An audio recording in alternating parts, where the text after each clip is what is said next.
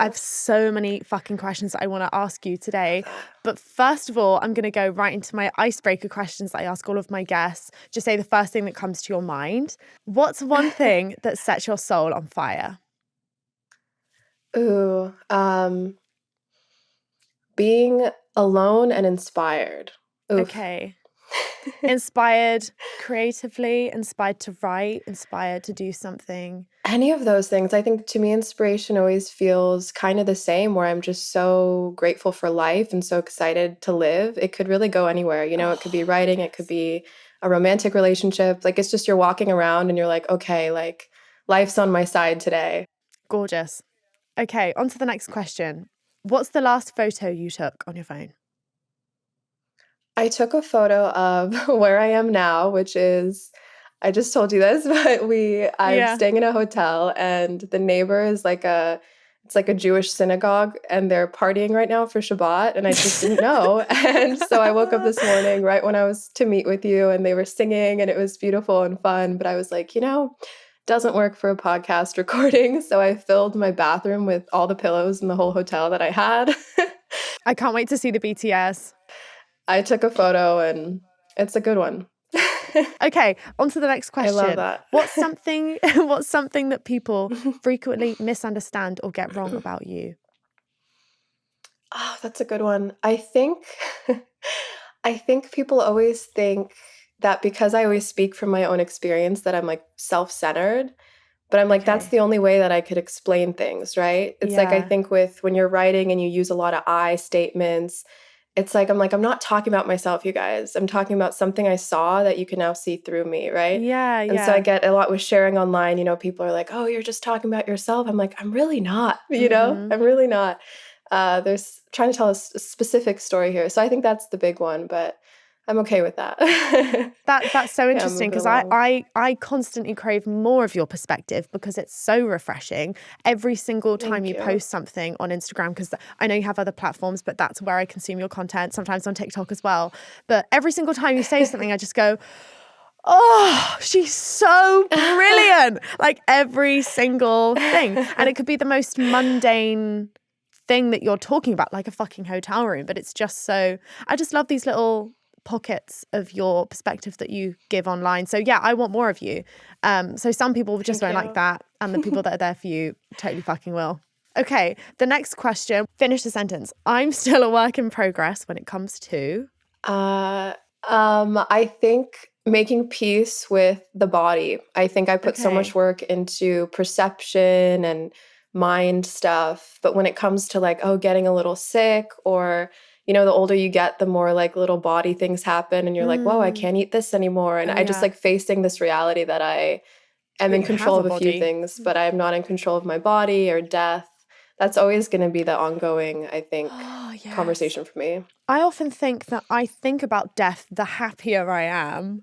And it's almost this like, I think it's Brené Brown describes it as trying to beat vulnerability to the punch. So the second you're extremely happy, it's like you're trying to beat vulnerability to the punch before you try and even enjoy this happiness thing. And she said that when she asked like a bunch of parents in her, she did this massive survey thing. The moment they said they experienced the most gut punching idea of death was when they were looking over their children in their cots, because they had experienced so much Wow. joy looking at their child, and then immediately after Mm. would think about the worst possible things that could happen. Wow. Yeah, I found it I so do that. interesting. I Yeah. didn't know that was named. I do that all the time. Like I'll be like on a plane or I'm like proud of myself and I'll be like, okay, just kill me right now. Like I'll be like, let's just end it here. Yeah. This has been good. Or like, yeah, I think about death immediately. Yeah, after a high. That's amazing. I love that that's universal. I have a jumper that you sent me. It's one of the softest fucking jumpers I've ever had. And it says, I'm so I'm bad. constantly shape-shifting, adapting and evolving. I think that's it. No, changing, Yes. shape, Yeah, I that's can't remember absolutely it. it. Yeah, you got it. Oh, it Perfect. is. Okay, Yeah. gorgeous. Do you feel like you have a philosophy? And can you talk about the inception of your account and what made you want to create it? Everything I do kind of almost starts from like in a defensive, almost annoyed standpoint. And I started the account because Okay. I was 21 and I just felt like there was so much. It honestly started about talking about love and romance and dating because I was 21, single in LA. And I Mm, just felt like there was so much negativity and annoying memes about dating that were always centered around kind of like pleasing the man, or, everyone was always talking about text back. I didn't get a text back and yeah, all this stupid yeah, validation stuff.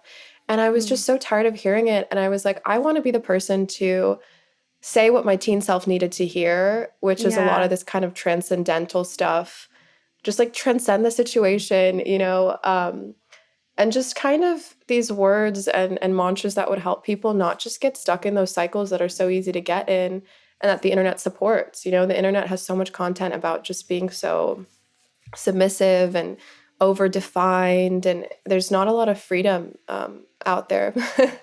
But we have to remember our personal freedom. I feel like we both have a similar origin story with that. Like, I was definitely Yeah. seeing content online and wondering, what the fuck is this? It's quite an entrepreneurial mindset. It's like, there's a gap, I'll fill it.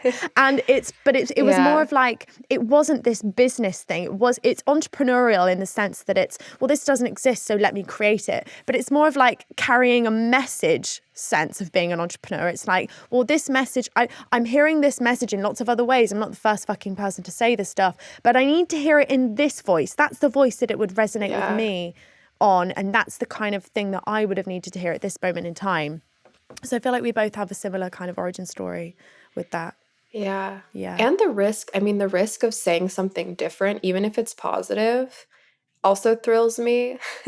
Like there's some things I really believe in and I'm like, it's almost controversial, even if it's good. And I'm like, I just want to say it and see who's thinking it. Cause like, so I Have you enjoy always that. had that in you? Like, do you have a story about where that came from? Or was that how you were raised? Did you have a moment in your life where something happened or? I mean, my dad is like a very spiritual and tough, prideful Brazilian man. And even when I was a little kid, he always had me, I was always standing up for myself, standing up for my sister. And I enjoyed it. I just was like, don't fucking tell me. I mean, all day people try to dominate you. And I'm just like, no. Yes. Yeah.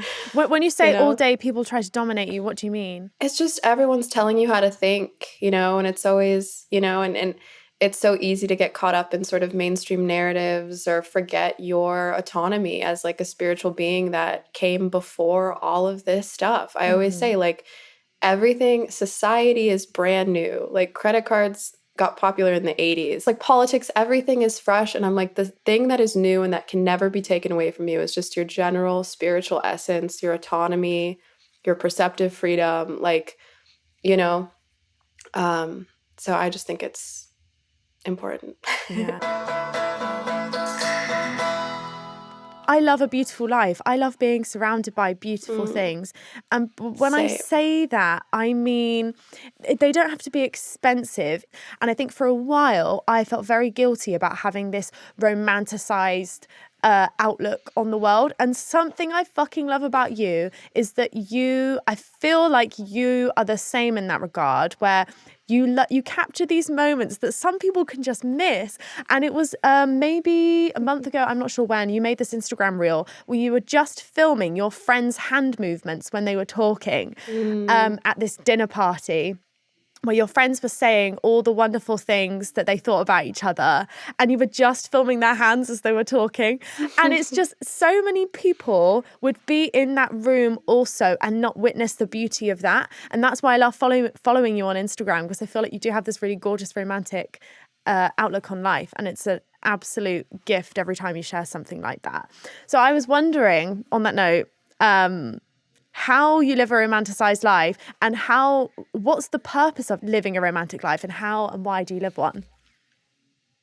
I think it's just the truth. Like, I don't even think it's an option. I think anyone who doesn't feel that way has been a little bit scammed by kind of the like modern hustle a little bit. I just think it's the truth, just like how I think we all have a spirit is just a fact. Like, I think it's just a fact. And, like speaking of hands, like you talk with your hands so much and so beautifully, right? Yes. And I watch that and to me, it's just so everything is art, because it's like your hands are doing something without your awareness, and yet they completely complement what you're saying. You know what I mean? When someone says a statement where they kind of release something or let go of something, they open their hand up and like release it.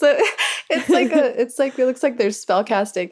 But I just Yes. think everything is so symbolic. And what it comes down to with romanticization and art making is literally just about being in tune with symbols and the way you perceive symbols and things. You know, I always say that everything has two identities, what it is and what it symbolizes to you, right? Okay. Your mug in the morning, right? Factually, we have all it's a mug, it's a teacup, Yeah. it was made this way, it has this color, but to you it symbolizes something so much deeper that I probably can't feel if I just picked it up, right? But my symbol would be like, oh, I'm sharing this beautiful thing with floss, and you know, like and people as well, you okay. know. I always say when you have a issue with somebody that keeps going, just think about what you symbolize to them, right? Get out of the personal and be like, what do I symbolize to this person, you know? Yeah. And I just think our life is run by symbols. Art is defined by symbols. And I think romanticizing is really just about symbolizing and making everything a medium, you know? Everything is a medium. You know, you don't have to pick up a paintbrush or write a book to be creative. Everything is creative. Talking about the romance and romanticizing everything and what it means to people, you make me feel like it's not only okay, but one of the most beautiful things in life to be a romantic person and also know yourself. I thought the two couldn't coexist, especially as a massive feminist. Like, I also made my identity of being a feminist for so long that I kind of forgot what it meant to be just a woman who is existing as a fully complex emotional human being, and as someone who is allowed to want love and someone who is allowed to desire romance. And what I love about your work is that you talk about romance in this really beautiful way, in that it's so essential to life. You made this TikTok where it said something like, I refuse to participate in a love that is not entirely the romance of my dreams. And Yes. I had that in my head, and I give it to my friends all the time, where I say to them, are they offering you the romance of your dreams? No. Yes. Then fucking it's not worth it.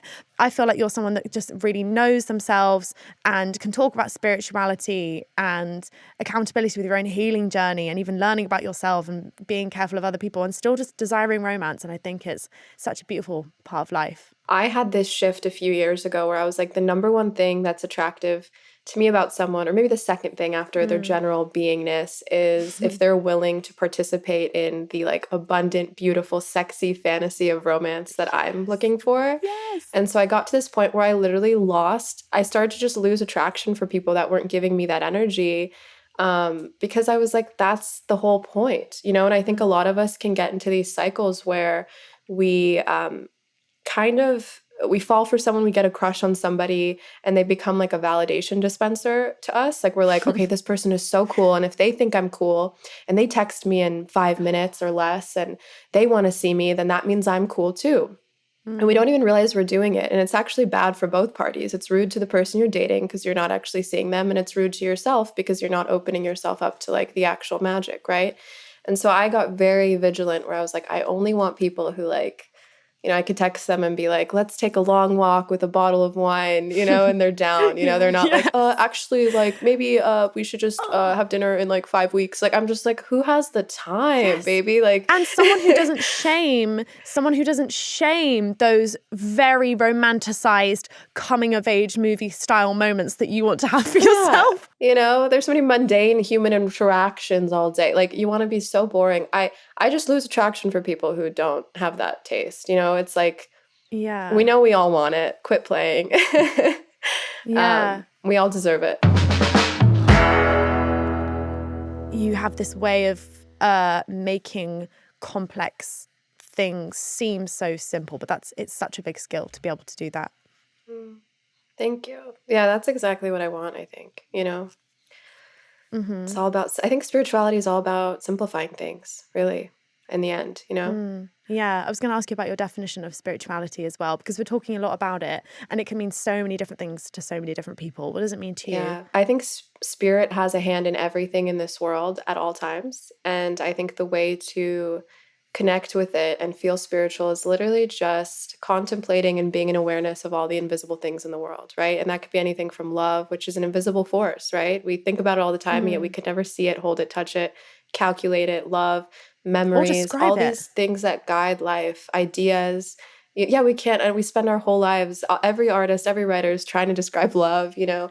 ideas that are swimming in your brain and you haven't made them yet, opinions, all of these things in life, and it could be anything from love and memories or just having an idea for a tweet to be a spiritual Yes. to, feeling connected to a dead grandparent or something more spooky like that, I just think spirit to me is everything that's invisible, which is, eternal. There's so much of it that we can't see. And it's Have you you ever can only had, feel it, right?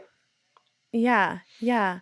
Have you ever had any experiences that led you to some kind of spiritual breakthrough or something that made you, I know you said that your dad was very spiritual growing up, but how have you held on to that? And do you feel like you have any bursts of moments of spirituality?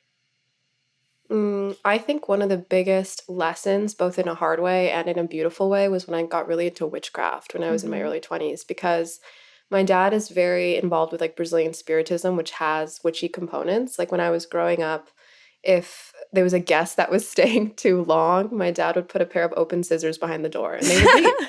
I had a chant to a chant that I would say to this. I still use it, always works, to like the spirit kids who hide your things. If you lose Yeah. something, they say it's like the little ghost children. And so I always had this like witchiness in my house, but I got really into like more like pagan witchcraft in my early 20s, and that was just like a crash course in everything. And as someone who, as I said, is just really into like symbols and mediums and very physicality, right? Like I love hands, I love hands-on learning, like I love like things that are in my Mhm. hands and objects and seeing what they mean. Witchcraft gave me an opportunity to really explore that world because it's all about objects, you know what I mean? There's like altars and recipes, and I that really just helped me see everything as spiritual. Now I'm like, everything is an altar. When you are around a circle with your friends, it's like a human altar. Oh, The way yes. that in your hotel, there's always that messy table that you end up throwing stuff on. It's Mhm. like that's the altar to the experience. And it just made me more, I don't know, more aware about how the physical can be so spiritual, I Mhm. think. I And that was love big. the way you think about things. I love that so much. Like the messy hotel table being an altar. What would you say Love an it. altar is? It's, I think, a focused like honoring of a moment, and it could be on accident and then the focus comes after, like the messy table, and you look at it and Yeah. you're like, oh, that's funny, like there's my receipt from this and there's my rings I threw on the table, and Yes. there's that thing I never ate, and it's kind of becomes this like, it just like honors that moment and it honors you, and it's almost a portrait of yourself, like an altar is always an honoring to someone or a season or yourself or a feeling or a desire, Yes. and it's in Yeah. objects, and I think I am a very visual object person, so for me that really clicks, Mm. seeing things and thinking about I what they love symbolize. So, that. I'm just thinking of things that I've counted as altars now, realize like from your definition of it and what you said about the hotel room. One of my favorite altars is like the sofa after the sofa the morning after sex with someone. So like you have the oh, cushions spewed amazing. everywhere, the knickers, the jewelry that was taken off, and that is such a cinematic, gorgeous altar. Or like you said, after having Absolutely. dinner with friends, the plates left on the table afterwards. It's that after scene that Yes. makes me really excited. Totally. And it's that really annoying thing, isn't it? When people ask you, how do you be happy? How do you be grateful? How do you be confident? And it's the tiniest, most mundane things. And I can never really explain to people how I'm able Mhm. to find joy in such small and mundane rituals and things and habits. But that is where I find the joy. Do you find joy in those moments as well? Yeah, absolutely. I'm like against all odds. I'm like, there really is so much to be hurt by. There's so much, I feel like it's radical to love the little things. I think that's the most radical thing you can do because you're Mm, giving joy to yourself and others and the yeah. world. You know what I mean? To wake up, like you said, and see the morning after scene and be like, oh, life is just special. Yeah. It's like Yeah. against all fucking odds, dude. Like life can be so dark. Like it's so easy to be a nihilist. It's like so easy, right? It's so easy to just be like everything's Hmm. shit and death. And I just, I don't know, it feels so radical, and I feel filled with pride when I'm able to be grateful, be happy for just these little things, and I also think it's very anti-capitalist, to be honest. I think it's one of the most anti-capitalist things you can do is say, okay, well, the world is telling me that to be happy, I need to be this, especially in LA, this, BMW having, beautiful, super fit, like all these things are being sold to me as happiness, right? And it's Yeah. like, that's cute. Like, keep running that The shit, but symbols, I'm they're going to be over symbols. here. Yeah, I'm going to be over here autonomously choosing what makes me happy, because back to symbols, exactly, right? LA says, hey, this really nice car and this really specific bag is a symbol of happiness and success, right? And I'm like, that's all you, baby. Like, that's not taking me anywhere, right? Yeah. You know, So maybe it's it's about changing the symbols or what those things mean to changing the you. symbols, Yeah. period. Yes. I was about to ask you, do you ever find yourself questioning your, I wasn't actually going to ask about worth, but happiness when it's Mm, in comparison to other people living this way? Because I know what makes me happy, but then when I see other people have certain things in the industry, like you're saying about other influencers or about even just being a certain age, using me as an example, I'm 23 years old. I don't like going out and getting absolutely hammered all the time. So, mm. so maybe like once or twice a year, like New Year's Eve, I can get so drunk and have Same, the best time same because I'm here. surrounded by people I love. And I love a drink. I love a cocktail. I love if it feels intentional and it feels like a good time. But I don't really like to go out and do that stuff. And then I hear about friends who are doing that, staying up till really late and doing all of this stuff. And I question my own idea of fun and whether I am actually, I feel guilty for not enjoying that kind of stuff. I feel like my idea of what makes me happy sometimes I end up questioning my happiness because I'm like, am I supposed to feel happy with this stuff? Yeah, no, I think much going back to the symbol thing is I think the best way to relate it to this is like, I think if you imagine like a car that has to take you somewhere, and that's the symbol, right? So you look at the car and you're like, oh, that's the car that I get into to go feel fun or feel Okay. successful or feel happy, right? But we all have different cars that get us places, and they're also going to change throughout our life, right? So let's say you look at your friends and for them having so much fun is getting drunk every weekend, and you look on Instagram and it just looks like they're really having fun. And it's like, but that's their car to get into. If you got into that car to get there, it wouldn't work for you at this time. And you know what you really need. You will be more satisfied and held by maybe a tea night with your closest friends in this moment, right? And so I see that as like with the car, it's like everyone has their vehicles and no one's is better than the other, but just make sure you're getting in the right vehicle and not convincing yourself that you have someone else's life or perception, even if it looks so good on the outside, because you just never know.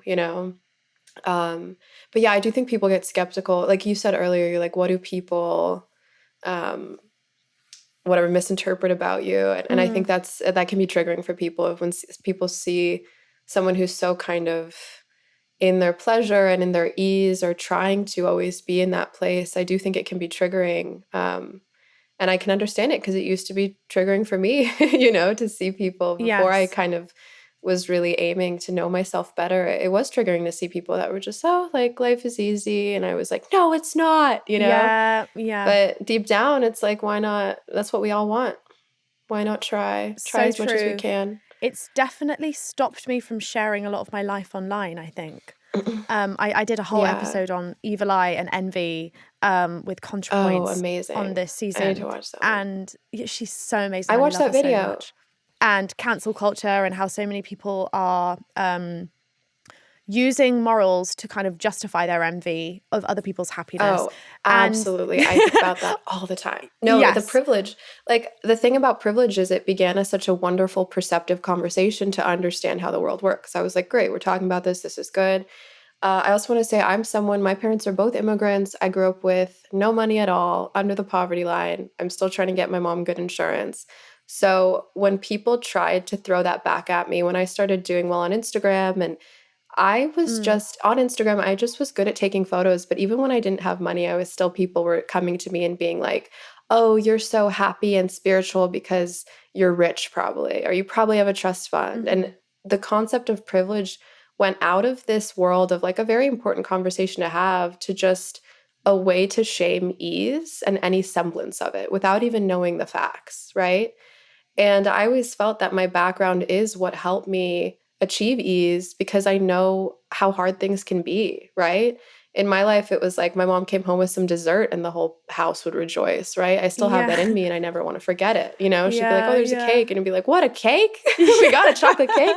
And I still have that joy in me and it's never left. And I want to keep it as forever because that's what makes life so peaceful. But with that being said, that's just an example of how especially the online conversation with cancel culture, it's like people see a happy person or see someone who got a new jacket they really love and they'll be like, oh, that's a privileged trust fund influencer. I could never be happy because I don't have the means. And I'm like, I'm a living Yes. embodiment of how that's not true. And I don't think that shaming Yeah. ease is productive.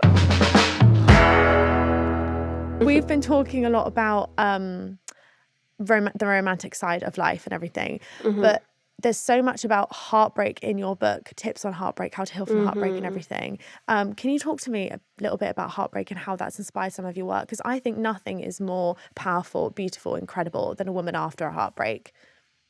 Absolutely. It's I soul destroying, completely but agree. also very powerful. So much happens. It's such a potent time. All the songs are about you. Like heartbreak can be so, like, you won't be happy, but you can really respect the dimension of it, you know, like just the dimension of heartbreak. It's like it puts you in this whole world. I think, and this is also how the book is structured, is I just feel like heartbreak and romance was kind of my first like experiences in just, wow, there's all these invisible things that I can't control. And all I can do is feel them and perceive them and try to manipulate them to my benefit, you know, like change your perception, make things better, romanticize it, whatever. And I had one of the worst heartbreaks of my life when I was like 23. It was like out of nowhere, crazy, so painful. I was so depressed. I turned into just this like potato that would watch like reality TV and sleep like as much as I could.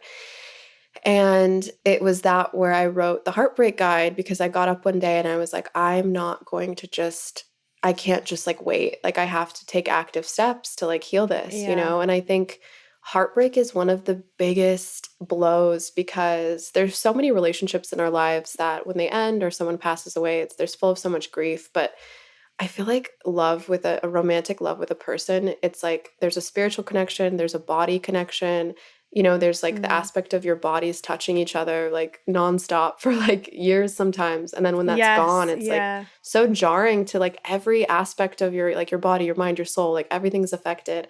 And it can be so profound. But yeah, one of my favorite chapters, of course, in the book is the heartbreak guide. And my dream is that just like people all around the world just give it to their heartbroken friends and like mark that chapter and say like, you know. Yes. Like and I passing realized on, the like just read heartbreak this. guide. Yeah. Yeah. Like just take this, it'll help you because it's just based on like a really dark time. But I think what's interesting about the heartbreak guide is the advice in there. I'm like, oh, if you take out the heartbreak aspect, it also works as just existential advice. And I'm like, that's just a reflection of what heartbreak is. Like, it's really just this medium to like, I don't know, like accept death and like everything. It's crazy. Do you have any enlightening perspective on heartbreak that you can share from the book or something new or anything to anyone who's going through it right now? I think the biggest takeaway I can have is that sometimes we would rather be in the heartbreak because we're still connected to that person through that pain. You know what I mean? Like you'd rather hate somebody, think about them every day with hatred and want to write these paragraphs to them than not have them at all.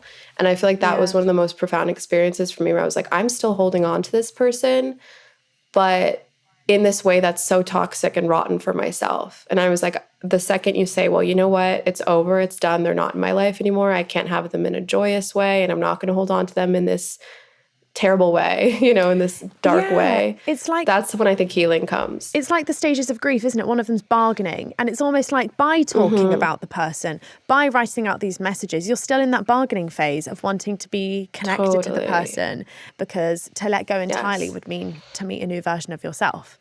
Absolutely. So, Gabi, you made an Instagram post that I sent to a friend who was going through it with a guy, where you said, every girl thinks that they're too much until they're realizing that their body is begging them to pour their heart into their art instead of a boy. Your intensity is for your work. Boys are to eat with and cuddle after a passionate episode alone in your studio. I fucking loved it so much. It's so good. It's so good. And it's my friend also, she's an artist and whatever. And she already knew this. I feel like with a lot of the stuff we put out on social media, the girls already know. They just need to hear it. And it's like a lot of the time we're looking for confirmations of our intuition. That's a really good way to say that, confirming your intuition. Absolutely. Because I think the best things that you read, you don't think, oh, wow, they just taught me something I've never heard before. You think, wow, they put words to a feeling I had. Like that's such a profound experience too. You know, like we walk around thinking we download information, and I'm like, no, we kind of just find the words of feelings. It's fantastic.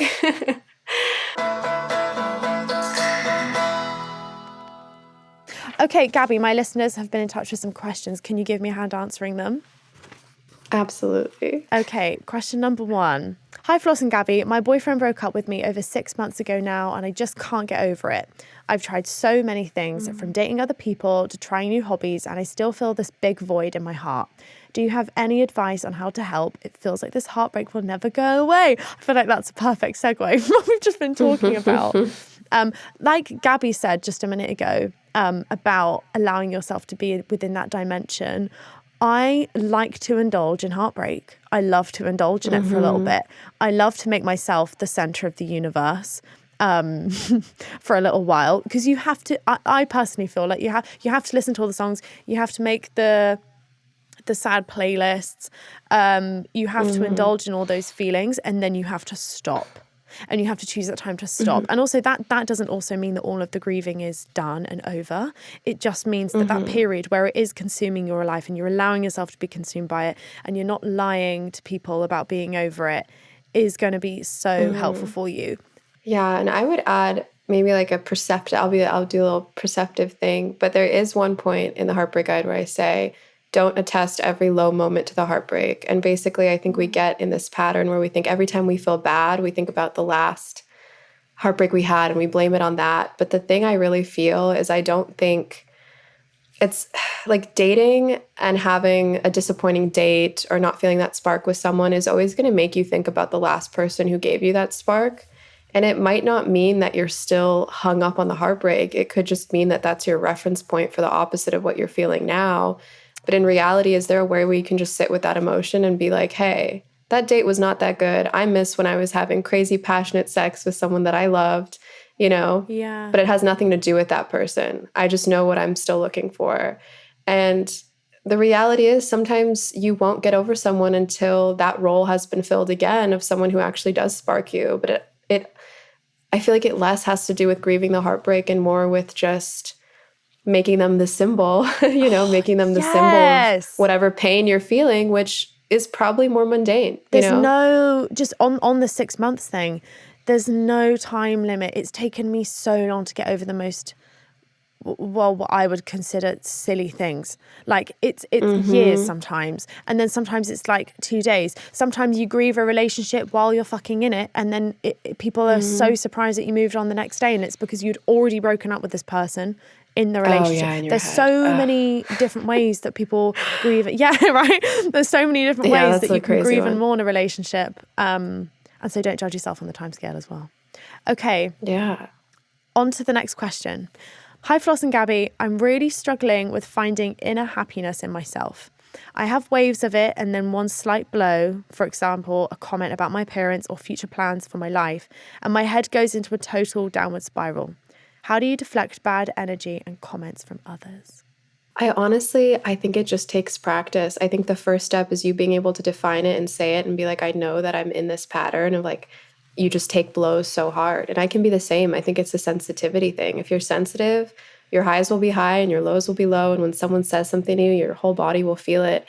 And it really, honestly, it just takes practice. Like I started my entire internet journey exactly with this question that you have when I was 20, 21. And I was like, I take things so hard and I don't want to. I want to be more buoyant. I want to be more flexible, And I will say, 7 years later, and all the efforts I put gave me rewards. You'll never solve a problem like that. You'll never be in a perfect state of grace, but all the steps that you give yourself, which really just takes awareness, right? Remember, something that always helps me is, let's say someone makes a comment to me that's just very hurtful or, takes my spirit away. And I'll think, okay, when was the last time, or I get rejected. Rejection's a good one. And I think, when was the last time I was rejected? Or when was the last time someone was rude to me? And how did I react?